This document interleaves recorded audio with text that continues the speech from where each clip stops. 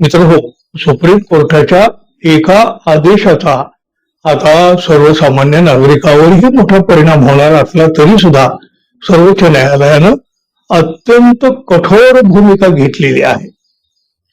Valid third party विमा नसलेल्या वाहनांच्या बाबत अत्यंत कडक निर्देश सर्वोच्च न्यायालयानं थेट सरकारला दिलेले आहेत.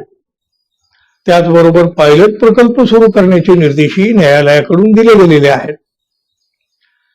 देशामध्ये मोठ्या प्रमाणावर विमा विरहित वाहनं रस्त्यावर धावत आहेत. त्यामुळं अपघातग्रस्तांना वेळेवर नुकसान भरपाई मिळण्यामध्ये अडचणी येतात. त्यामुळं हा निर्णय घेणं गरजेचं आहे. ज्या वाहनाकडं वैध थर्ड पार्टी विमा नसेल त्यांना पेट्रोल पंपावर इंधन देऊ नये असे कडक निर्देश न्यायमूर्ती संजय करोल आणि न्यायमूर्ती प्रशांत कुमार मिश्रा यांच्या खंडपीठानं दिलेले आहेत. वाहनाच्या विम्याची तपासणी केल्यानंतरच त्यांना इंधन दिलं जाईल आणि यासाठी ऑटोमॅटिक नंबर प्लेट रिकॉग्निशन कॅमेऱ्याचा वापर करण्याच्या सूचनाही न्यायालयाकडून दिल्या गेलेल्या आहेत. यामुळं आता सर्व वाहनांना विमा खरेदी करणं बंधनकारक असणार आहे. संसदेच्या वित्तविषयक स्थायी समितीच्या 2024-25 अहवालानुसार देशातले सुमारे 56% वाहनं विम्याशिवाय धावत आहेत आणि ही संख्या सुमारे 16.54 कोटी एवढी आहे. देशातील एकूण नोंदणीकृत वाहनाची संख्या 30.48 कोटी आहे. मोटार वाहन कायद्यातील कलम 146 नुसार प्रत्येक वाहनासाठी थर्ड पार्टी विमा बंधनकारक असला तरी त्याची प्रभावी अंमलबजावणी होत नाही. आता विमा विरहित वाहनांना पेट्रोल पंपावर इंधन नाकारल्यामुळं अशा वाहनाची ओळख करणं सोपं होईल आणि वाहन मालकही वेळेवर विमा काढण्यास प्रवृत्त होतील असं न्यायालयानं म्हटलेलं आहे.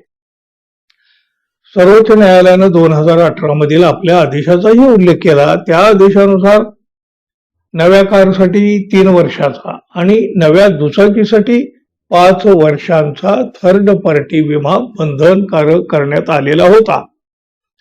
आता हा कालावधी वाढवण्यात आलेला आहे. नव्या कारसाठी 4 वर्षाचा आणि नव्या दुचाकीसाठी 6 वर्षाचा थर्ड पार्टी विमा घेणं अनिवार्य करण्यात आलेलं आहे.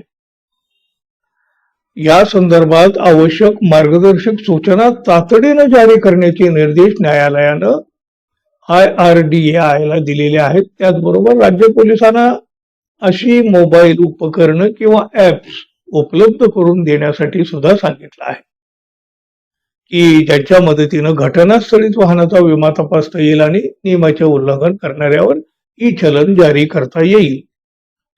त्याचबरोबर ANPR कॅमेरे, विमा माहिती ब्युरो आणि वाहन पोर्टलशी जोडून विमा विरहित वाहनावर स्वयंचलित ई चलन जारी करण्याची व्यवस्था करण्यासाठी सुद्धा सांगितलेलं आहे. सर्वोच्च न्यायालयाच्या या निर्देशाचा परिणाम सर्वसामान्य नागरिकापर्यंत होणार आहे. सर्वोच्च न्यायालयाने हे निर्देश थेट सरकारला दिलेले असल्यामुळं लवकरच याची अंमलबजावणी सुद्धा होताना दिसू शकते. त्यामुळं वाहनधारकांनी या गोष्टी लक्षात ठेवणं तितकंच आवश्यक बनलेलं आहे. धन्यवाद. पुन्हा भेटू. नमस्कार.